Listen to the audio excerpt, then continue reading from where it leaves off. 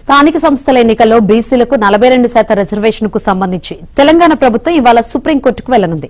GO 9 పై high court విధించిన స్టేను ఎత్తివేయాలని కోరుతూ ప్రభుత్వంతో పాటు పార్టీ పరంగా కాంగ్రెస్ కూడా సుప్రీంకోర్టును ఆశ్రయించనున్నట్లు తెలుస్తోంది.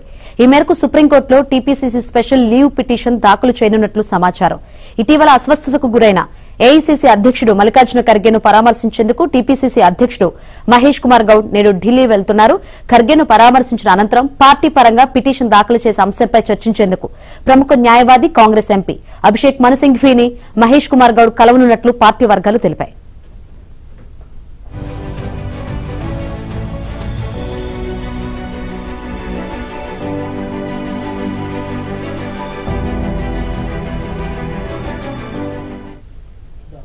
స్థానిక సంస్థల ఎన్నికల్లో బీసీలకు 42% రిజర్వేషన్ కు సంబంధించి తెలంగాణ ప్రభుత్వం ఇవాళ సుప్రీంకోర్టుకు వెళ్లనుంది.